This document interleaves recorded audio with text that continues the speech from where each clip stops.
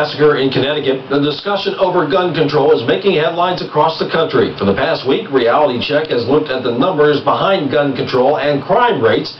But tonight we are looking at the Second Amendment, the intention behind it, and what the founders might think about the gun debate today. Ben Swan has a Reality Check you won't see anywhere else.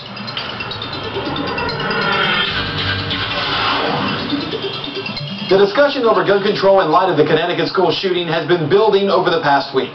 Among the claims made that the Second Amendment was meant for hunting at a time when people use muskets. So we begin tonight with what the Second Amendment says.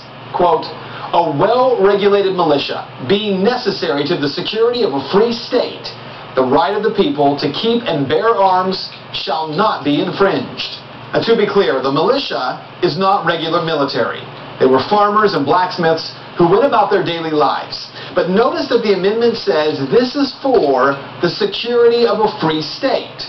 According to the 1828 dictionary and other historical documents of the day, that independent state was actually seen as an independent nation. So it's important to understand that the Second Amendment was not about guaranteeing the right to a musket.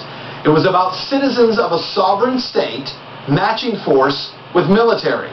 I talked with attorney Don Moore about this. From a legal standpoint, and the way I was taught in law school, essentially, the purpose of that amendment was to allow us to defend our country and to defend ourselves against our country.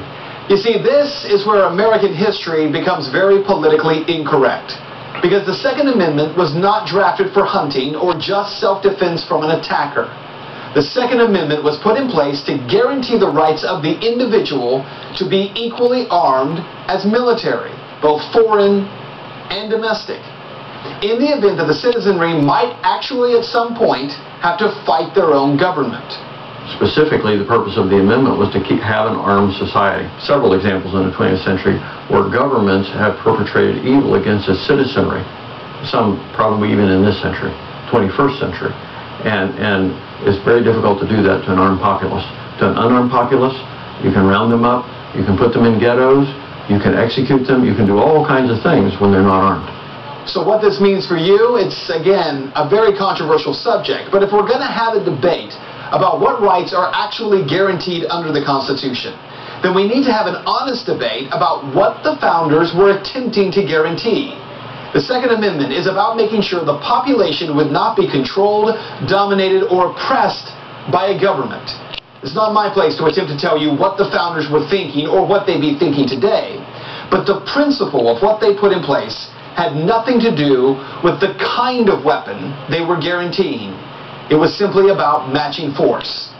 And that is Reality Check.